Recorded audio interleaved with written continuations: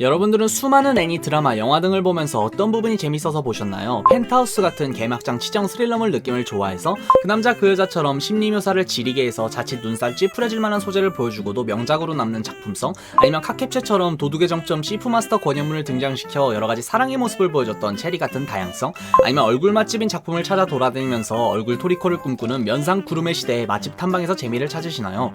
이런 것들 전부 작품을 보는데 관전 포인트로서 해당되지만 저는 26년 동안 여러 작품을 보면서 눈에 많이 밟히던 관전 포인트가 있거든요. 그건 조연 캐릭터, 소위 서브병이라고 불리는 서브 캐릭터 아리입니다. 몇 년 전에도 스타트업이라는 드라마에 나오신 김서훈님 때문에 많은 사람들이 서브병 유발된 적이 있을 정도로 서브병은 예나 지금이나 현재 진행형인데요.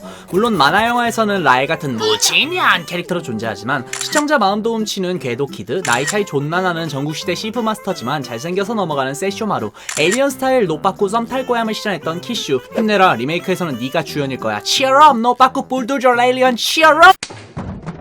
이런 주연 못지않는 아니면 주연보다 더한 조연 캐릭터들이 존재하고 오히려 이쪽을 파는 덕후들도 많은데요. 그러니 오늘은 과거 우리의 마음을 발라버리고 작품에서 강력한 임팩트를 준 서브 캐릭터들에 대해 씹으려보겠습니다. 오늘도 언제나 개소리가 다분한 내 맘대로 영상입니다. 그러니 여러분들은 저의 개소리를 들을 때 걸러걸러 걸름망 필참하세요. 먼저 말해볼 캐릭터는 카드캡터 체리에 나오는 1편 단심으로 체리에게 사랑의 꼬리를 슬슬 흔들어 제끼는 박스걸 지수입니다. 근데 여기서 컵캡처는 지수 말고도 박스걸 박스보이 조연캐 개 많은데 왜 지수예요? 라고 말할 수 있지만 지수가 최고의 조연 캐릭터인 이유는 얘만한 애가 없어요. 일단 캐릭터 디자인만 봐도 박스보이 박스데디를 가진 말갈량이 체리와 비벼도 손색이 없을 정도로 예쁩니다. 진짜 그 시절 청순한 여자 캐릭터의 대표라고 해도 손색이 없을 정도로 체리 못지않게 지수의 인기도 상당했죠. 거기에 제 유튜브 떡상각을 보여줬던 카캡처 영상에서 말했듯 지수는 체리를 좋아하는 레즈비언 컨셉의 캐릭터입니다. 물론 원작에서만 견납표 사이에 들어간 말로 인물들의 감정을 대놓고 표현하고 원작과 달리 애니에서는 그냥 친구 사이의 우정이 돈독하다는 느낌으로 풀어나갔는데요.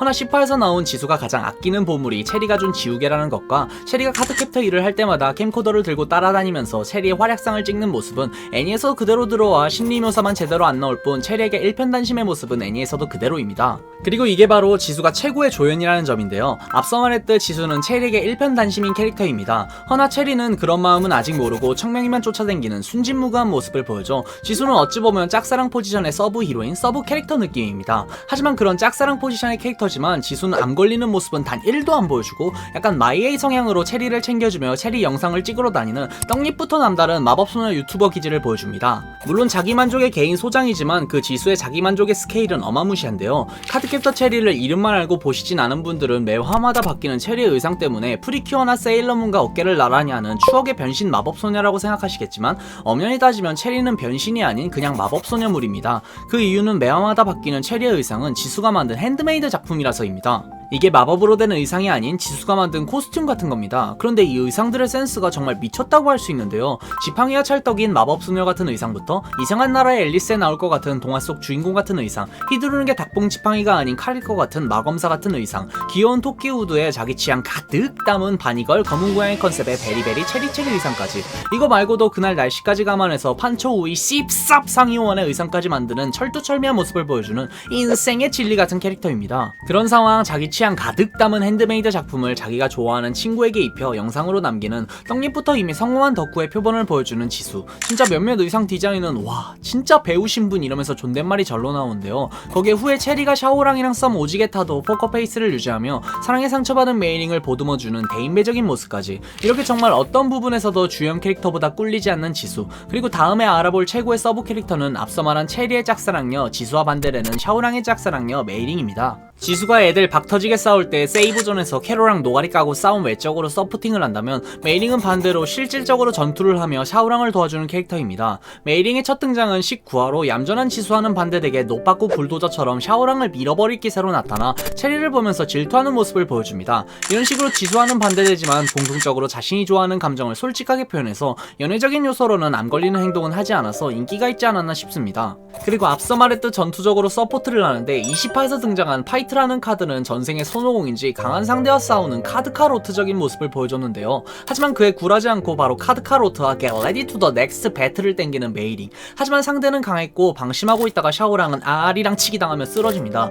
그 모습에 내 짱남 얼굴 망가졌잖아, 이 얼굴 푸르딩딩한 카드려나 이러면서 사랑의 파워 연속 콤보. 템빨의 노력에 졌지만 그래도 결과에 승복하는 깔끔한 모습과 함께 체리와 라이벌 구도를 보여주는 메이링. 그리고 후반부에 갈수록 샤오랑처럼 체리를 아끼는 모습을 보여주죠. 그렇게 시간이 흐르고 크로우 카드 막바지 메이링은 다시 홍콩으로 돌아가게 되고 체리 카드 편 잠깐 다시 돌아옵니다. 그리고 돌아왔을 때 샤오랑은 체리를 어이 너 같은 인칭 대명사가 아닌 체리를 이름으로 부르는 모습이 되어 있었고, 그걸 본 메이링은 샤오랑이 체리를 좋아한다는 걸 눈치챕니다. 과거 메이링은 샤오랑에게 나보다 좋아하는 사람이 생기면 샤오랑을 포기한다고 하며 그 전까지는 넌 내 거다 라는 말을 했고, 잠깐 홍콩에 간 사이 샤오랑의 마음은 체리에게 가 있었습니다. 그리고 메이링이 더 슬픈 이유는 상대가 어디서 온지도 모르는 개벽다구 같은 여자가 아닌 자신의 절친이기도 한 체리라서입니다. 모르는 여자였으면 얘 성격상 바리깡 들고 불도저 마냥 머리털 빡빡 밀어버릴 수도 있겠지만 상대는 체리입니다. 그런 슬픈 상황, 지수에게 자신의 감정을 토해내고 깔끔하게 떠나는 메이링. 이런 평범하다면 평범하다고 할 수 있는 소꿉친구와 삼각관계라는 요소. 하지만 메이링이 극을 빛내는 조연인 이유는 메이링은 애니메이션 오리지널 캐릭터라서인데요. 우리가 과거 투니버스에서 즐겨봤던 애니메이션은 원작의 연재 분량 때문에 오리지널 엔딩에 애니 오리지널 스토리로 가거나 작중에서 오리지널 캐릭터를 등장시키는 경우가 다분했습니다. 이걸 요즘 조사하고 있으니 나중에 씨브린다로 만들어 볼게요. 어쨌든 메이링도 그런 오리지널 캐릭터입니다. 물론 원작자인 클램프가 디자인하고 설정까지 만들어서 매력적으로 만들어졌는데요. 그래서 그런지 원작에 존재하진 않지만 애니메이션 스토리에 자연스럽게 녹아들어 더 나아가 체리와 샤오랑과의 삼각관계를 형성해 그게 재미를 주는 요소를 보여줬습니다. 이런 식으로 극중 서브 캐릭터가 극의 장르를 바꾸거나 재미 요소를 더했던 카드캡터 체리. 허나 카캡체 말고도 그 당시 만화는 서브병 천국일 정도로 매력적인 서브 캐릭터가 많았습니다. 다음에 알아볼 서브 캐릭터는 달빛 천사에 나온 이즈미입니다. 달빛 천사가 원작과 다른 수준이 거즘 슈가룸급이라 나중에 달천 특집 따로 계획 중이라 애니메이션의 이즈미를 보면, 이즈미는 29화의 첫 등장에 타토와 멜로디가 사신일을 뒤지게 못해서 감심이 땜방 치러 온 사신으로 생긴 것부터 죽은 눈인 것만 봐도 알 수 있듯 사신일의 천직인 인물로 일부러 타토와 멜로디 루나를 괴롭히는 악질적인 모습을 보여줍니다. 그 예시가 생명이 다한 영혼을 회수하는 모습을 보여주며 루나에게 너도 곧 이렇게 된다며 공포심을 유발하는 잔인한 소리를 아무 감정 없이 얘기하고, 후에는 루나를 자살하게 만드는 등 작중에서 제일 악한 인물이지만 이 캐릭터가 그걸 꾸며줬던 이유는 마지막 화 때문입니다. 마지막 화에서 타토는 멜로니의 외침에도 디멘터가 돼버려서 멜로니는 슬퍼하고 있습니다. 하지만 그런 이별의 시간에 멜로니는 많이 자랐죠. 그래서 멜로니는 루나에게 죽음을 선사하려고 하는 디멘터가 된 타토를 필사적으로 막습니다. 하지만 그런 광경을 지켜본다는 건 루나에게는 많이 힘든 일이죠. 그래도 멜로니는 루나의 노래를 듣고 싶다고 말하며 풀문 라이브를 이어나갑니다. 하지만 멜로니는 디멘터와 함께 없어지고 둘이 없어짐으로 풀문의 모습을 유지할 수 없는 루나. 하지만 그 순간 이즈미는 멜로니의 소원이라며 풀문 모습의 입체 형상을 띄워놓고 루나는 노래를 마칩니다. 이 장면 때문에 이즈미가 최고의 조연이 된 이유는 달빛 천사의 마지막 장면이었던 루나가 타토를 쫓으며 달려가다 넘어지면서 를 외치는 장면과 더불어 러브 크로니클 콘서트 장면이 과거 투니버스 보던 할미 하레비 팬들 눈물샘을 아직까지 자극하는 장면에 루나에게 풀문을 씌워주면서 말하는 단순한 입체 영상이라는 대사. 이 대사 한마디로 단순히 마법의 힘으로 완곡한 게 아닌 마지막은 루나 자신의 힘으로 완곡했다는 걸 알려줬습니다. 그래서 그런지 이 마지막 장면을 넘어 러브 크로니클이라는 곡이 저는 가장 기억에 남는 것 같네요. 이런 식으로 작품 외적으로 곡의 감상을 바꾸게 해준 이즈미의 핑거스냅. 물론 이즈미가 애니에서는 아오이 싸가지 없는 촉새놈 하면서 입을 찹찹 때리고 싶은 놈이지만, 그래도 이 핑거스냅과 멜로디의 마지막 소원이라는 발리는 대사를 치며 츤츤거리는 느낌을 줘서 디지몬 카이저처럼 악역에서 선역으로 바뀐 느낌은 아니어도 잊을 수 없는 감초 같은 서브 캐릭터 정도는 된 것 같은데요. 이런 이즈미도 원작에서는 악역이 아닌 사연 있는 캐릭터 같은 더 매력적인 느낌이라 이것도 나중에 달천 영상에서 풀어볼 거니까 기다리세요. 이거 협박하는 거 맞으니까 테러리스트랑 협상 말고 말 들어주세요. 알겠죠? 네, 선장님.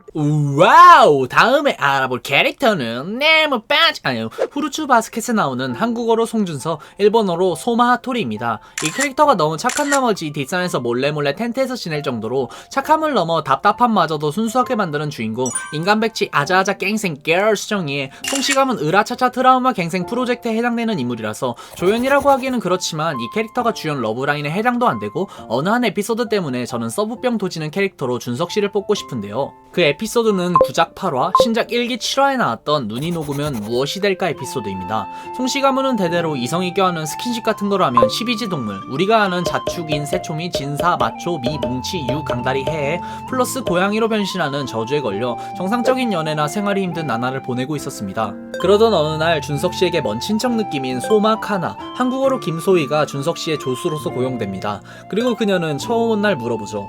눈이 녹으면 무엇이 되는지 아세요? 水になるに決まってるだろ。 그 말을 듣고 뼛속까지 이과라서 물이라고 대답해버리는 워터 닥터.